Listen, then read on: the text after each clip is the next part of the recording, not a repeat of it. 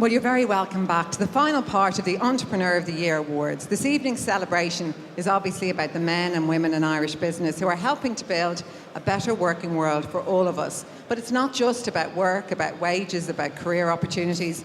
It's also about building and investing in a country we all want to live in or would love to return to one day. And every year, these awards recognise an individual whose entrepreneurial spirit goes beyond business to improve and inspire all our lives here in Ireland. Now, last year, that special award went to Martin Naughton, the chairman of Glendimplex. And to announce this year's recipient, will you please welcome the powerhouse behind the ceremony, the EY partner in charge of Entrepreneur of the Year, Frank O'Keefe.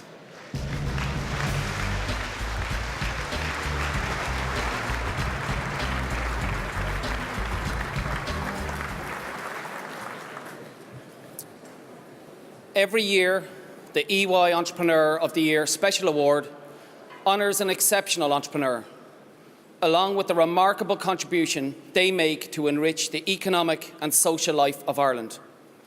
Visionaries who dream big, but then make it happen. This household name and now truly global business, founded by tonight's recipient, has manufacturing operations in 25 countries, with international sales offices in a further 20. It now employs 24,000 people.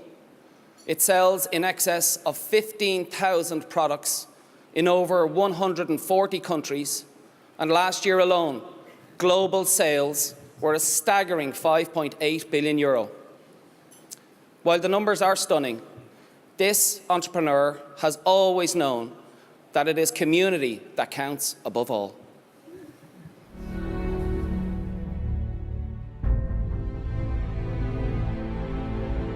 Breeding a true thoroughbred demands vision. Over 40 years ago, an Irish entrepreneur took the reins of a potential champion. For him, finding the winning path was about treasuring his true colours and building on the strengths of the generations that passed before. I grew up in rural Kerry, a dairying area. But the local creamery, that was the focal point for all farmers. It was a social centre. It was the local Twitter of the time. And then came along this visionary. He had this idea of getting all the local farmers, the different areas, to come together as a group for the benefit of all. And it's to his credit that they wanted to trust him. They had confidence in him. The Kerry group was on its way. Dennis Brosnan was only 27 years of age, but he was well able to carry the weight of expectation. His first office was a caravan in a field just outside Listowel. But within months, Dennis had hatched a plan that would revolutionise Irish agriculture. Our main aim is to improve farming at all levels in the county. This will ensure a higher standard of living for all farmers. It will lead to the creation of jobs, and of course it gives opportunities to many other areas in County Kerry. For many years before Dennis came along, the Irish food industry really was about farming, producing basic product, trading that basic product. Kerry changed all that. Diversifying into food ingredients and added value dairy products, the business expanded rapidly, with their sights firmly set beyond the domestic market. When Dennis Brosnan went out into the world in the 80s, there was no map there for an Irish business to go out and do this. So he had to create that map and to build a business behind that vision. That is a huge challenge. In 1986, Kerry was floated on the London and Dublin stock exchanges. The leap of faith by the original shareholders in Dennis Brosnan had paid off handsomely. But in his way of thinking, the journey was only beginning. Nothing is too big for us. Yes, we come from North Kerry. We've built a business out of an indigenous community, and we're going to take over the world. The evolution of Kerry saw the business emerge as one of the world's leading food brands. Through the 80s and 90s, acquisitions added to the Kerry stable in the UK, Europe, North America, Latin America and Asia. The boy who hitched a ride on the creamery cart to school had come a long way. I was sitting in an airport in Taipei. You'd never meet an Irish person out there. And I got talking to somebody and he said, "You're from Ireland?" And I said, "I am." And he said, "Oh, a phenomenal Irish company called Kerry Group, run by a guy called Dennis Brosnan." That was hugely inspirational for me. It wasn't just the Kerry Group who prospered from the pedigree of Dennis Brosnan. He also offered experience and expertise to his own community. A dedicated patron of sports, a key voice on the Midwest Task Force, and the chair of the Horse Racing Authority. Dennis Brosnan deserves particular credit for transforming Ireland's equine industries, building facilities, investment, and confidence. People in racing, we're probably very old-fashioned. We probably haven't done things differently for hundreds of years. He had a different vision for racing. There were a lot of battles to fight and a lot of people going in different directions. He brought them all together. Irish horsemen go all over the world and compete. And he's brought the investment into the industry. For that, I think Irish racing has to be grateful.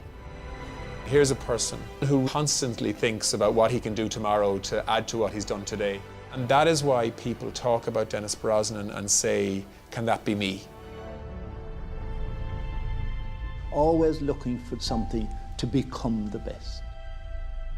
Wanted to be the best, have the best product, promote it in the best possible way. If you like, he marketed excellence.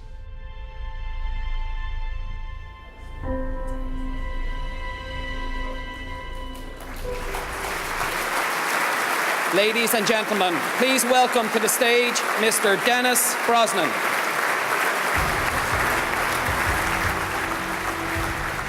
For demonstrating that Irish food could conquer the world, for proving that a regional company could become a global leader, and for never, ever forgetting his roots, Dennis Brosnan is the 2013 Special Award recipient.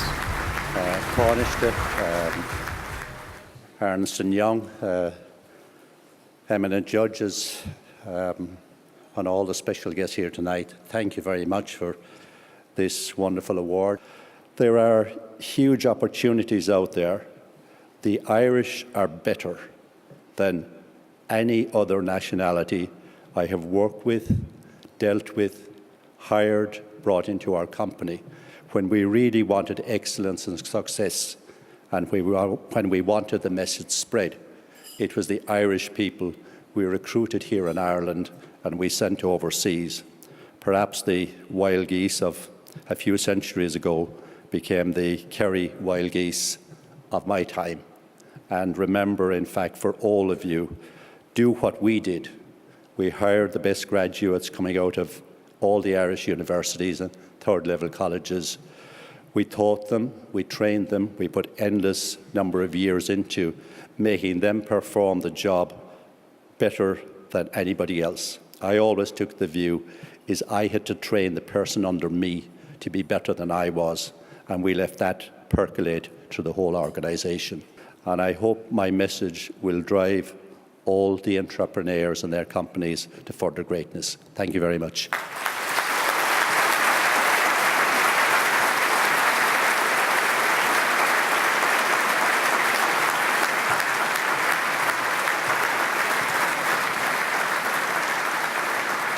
Of course, Pádraig, you're chairman of the judging panel. How much courage do you need to be an entrepreneur in this country? You need a lot of courage, don't you? You need a lot of courage. But those people, actually, they're adventurers. And Irish people are good at adventuring. We're a small island. And God knows we go out there in the rough seas and we don't fear it. So what we would say to any budding entrepreneur, just go for it. Believe big and go for it. And don't worry about if you fall, pick yourself up again. Great advice, Pádraig. Thanks very much. Thanks, Miriam. Mark. Amen to that. Thanks, Miriam.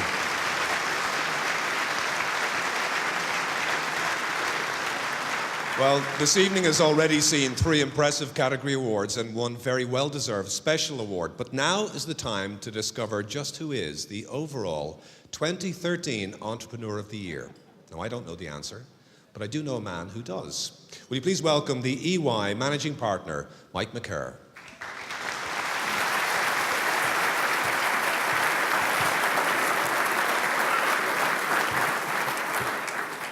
Tánaiste, Minister Bruton, finalists, ladies and gentlemen, it is a privilege to host the 16th EY Entrepreneur of the Year Awards. Tonight is about celebrating the remarkable stories of 24 inspirational finalists who are reshaping our economy through their commitment, drive and hard work. Collectively, they employ over 6,000 people Last year alone, they generated €1 billion in revenues.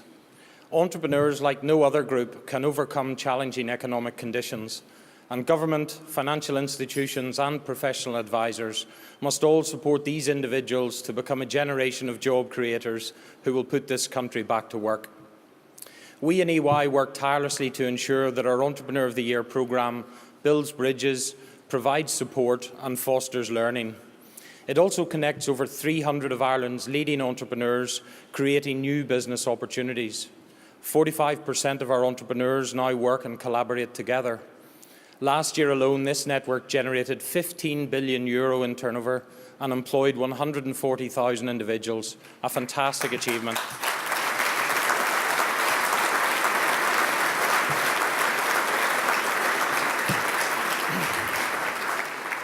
The 24 finalists we celebrate tonight are great examples of the business talent we produce in Ireland.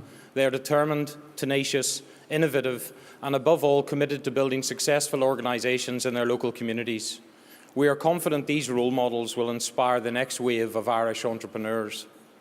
The Entrepreneur of the Year programme is itself a great example of collaboration, and I'd like to say a special word of thanks to all our judges and sponsors who helped make this the most prestigious business awards on the island.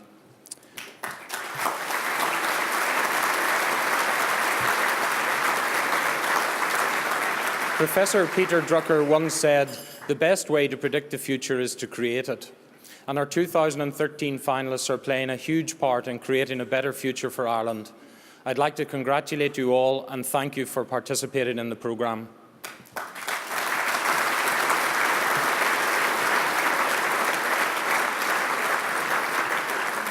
Our three winners here tonight from the emerging, industry and international categories are now competing for this year's overall prize. So why don't we remind ourselves who they are?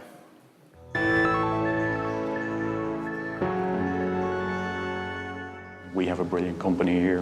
What we're doing is just fantastic, and we'd hope that we're recognised for that. We don't like to lose anything we do, you know, whether that's a game of pool or a game of table tennis or a business competition, we want to win it. Ours is a business where you work hard, you keep your head down and you try to be the quickest, smartest, best, fastest. So yeah, it's very different to be here and to be out front rather than in the middle of the boiler room. It would be absolutely fantastic. As a business, in the past, we would have had a very low profile, but sometimes you do have to stand up and acclaim yourself and your people. If you're not ambitious, you're never going to start your business. You have to have some idea of where you're going or where you want to be, and that people look to you and say, yeah, you know, I like what this guy is doing. I want to be part of it.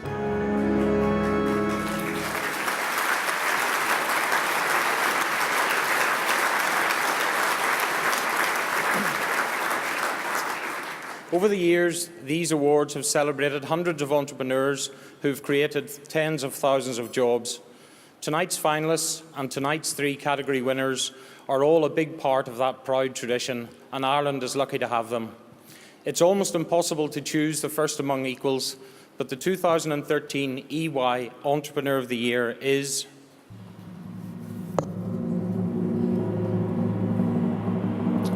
Patrick Joy.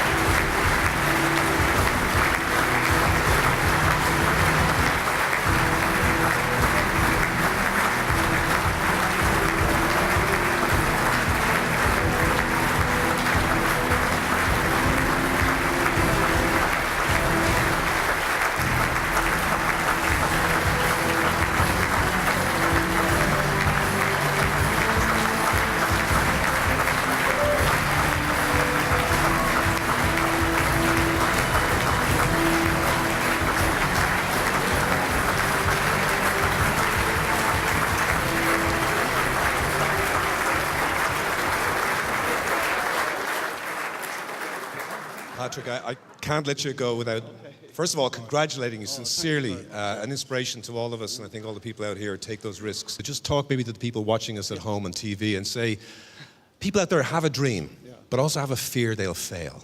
What's your message to people tonight that may be the next entrepreneur? Well, I think you have to have ambition. You know, you really have to do that. You have to believe in yourself. You have to be resilient. And no matter what you do in business, you're going to get knocked back. Once, twice, maybe even 3 times. But you have to keep going, and you have to have the energy as well. And I suppose lastly, you have to have a vision as to where you want to be and what you want to do. And I've always had a vision that I wanted to run my own business and contribute something as well. Genuinely want to contribute something and feel that we've left something behind. And as Dennis Brosnan said earlier, and when I go, that the people behind me are coming after me will do just as well, maybe grow the business even further.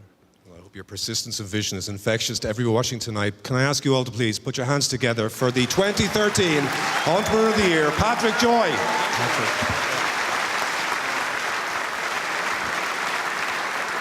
Well, that's the end of the celebrations, for some at least.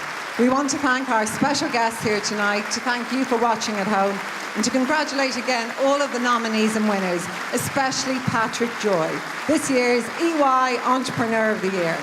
I think it's appropriate in the year that's in it that we leave you tonight with some inspiration from Seamus Heaney, a line that for me sums up the courage, spirit and attitude here in the room tonight. Walk on air against your better judgment. Iawa agus Culasov.